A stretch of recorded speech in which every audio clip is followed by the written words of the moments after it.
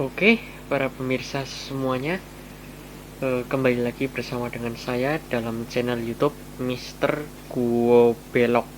Hmm, Jadi pada video kali ini saya ingin membahas mengenai title fight antara Windri Patilima menghadapi Theodorus Ferruccio Ginting.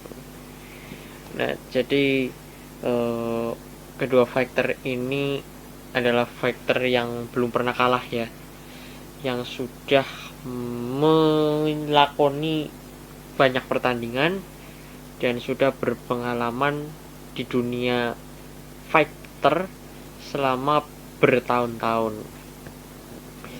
Terlebih Bismarck Theodorus Ferruccio Ginting, dia adalah seorang senior fighter yang sudah puluhan tahun hidup di dunia fighting dan sudah terjun ke dunia MMA ya.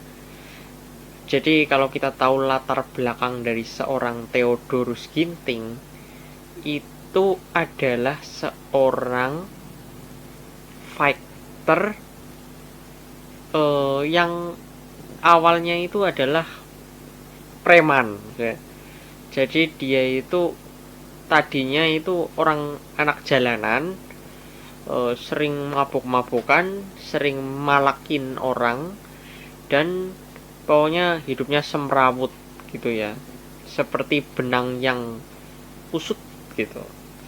Kemudian setelah bosan dengan kehidupan yang tidak normal seperti itu, akhirnya dia berhasil move on dan menemukan pekerjaan yang lebih halal, yaitu menjadi fighter MMA.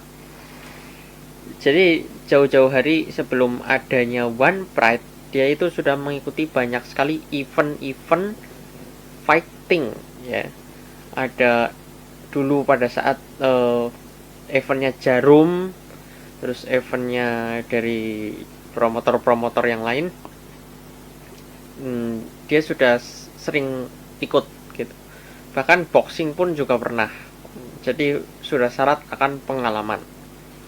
Cuma Theodorus Ginting ini memiliki sifat yang kalau bicara itu sukanya besar-besar gitu ya, dan sering membesar-besarkan sesuatu, dan omongannya itu ya bisa dibilang ya kelihatannya kayak orang angkuh gitu. Kemudian lawannya adalah Windri Bad Boy Patilima, atau yang juga disebut Wendri atau Wendris ya, dari kota Mobagu, Sulawesi Utara. Dia adalah seorang fighter yang rendah hati, berkebalikan dengan si Theo ini. Dan Windri ini bisa dikatakan menyamai sosok Ip Man. Jadi Ip Man atau Ip Man itu kan seorang Grandmaster Wing Chun, seorang guru besar Wing Chun dari Foshan, Cina ya. Dan Windri ini sifatnya itu sama, dan kebetulan latar belakangnya pun juga sama dengan Ip Man gitu ya. Entah ini suatu kebetulan atau jangan-jangan Windri ini ada reinkarnasi, atau apa namanya, kalau dalam ajaran Buddhis atau Buddha itu kan ada orang yang sudah meninggal bisa dihidupkan kembali, dan di tempat yang berbeda dengan wujud yang berbeda gitu ya.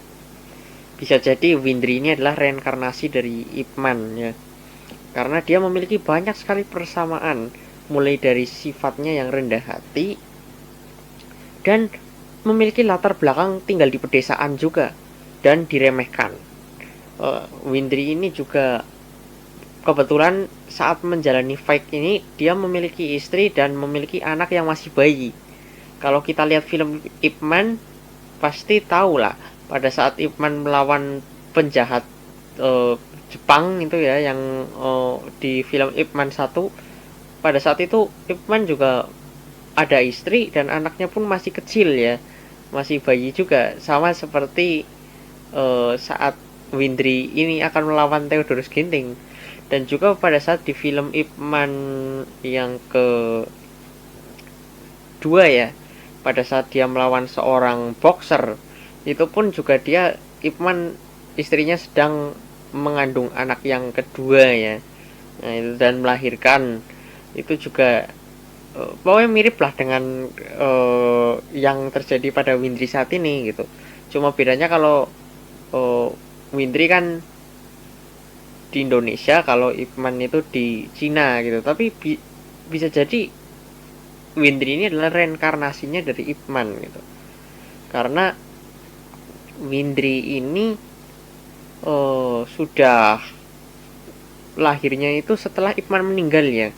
Jadi Windri kan usianya sekarang 27 tahun. Ipman itu meninggal tahun 1975 ya, karena kena penyakit kanker tenggorokan. Dan Windri itu kalau 27 tahun berarti setelah 1975 ya lahirnya ya. Dan dia memiliki sifat yang sangat rendah hati, dari gaya bicaranya pun iya. Dan Windri maupun Ipman juga sama-sama seorang guru bela diri. Windri mengajar di Totabuan Citawayan Fighting Camp. Dia seorang guru ya, guru besar yang memegang camp tersebut.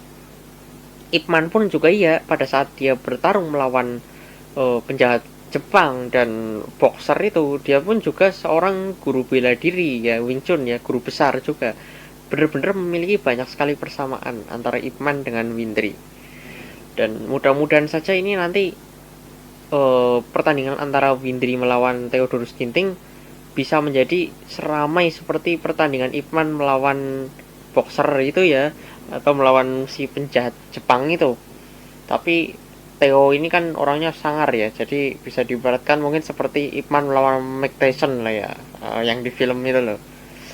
Tapi kalau yang kisah nyatanya, kisah aslinya itu pemeran Mike Tyson itu hanya sebagai figuran gitu, atau tambahan saja. Kalau di kisah aslinya itu nggak ada petinju bernama Frank yang orangnya botak terus negro, itu nggak ada seperti itu gitu. Itu hanya buat tambah-tambahan biar rame gitulah filmnya.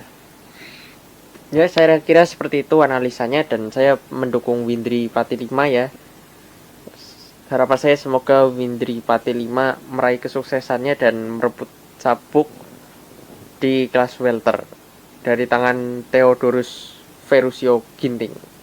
Oke, terima kasih.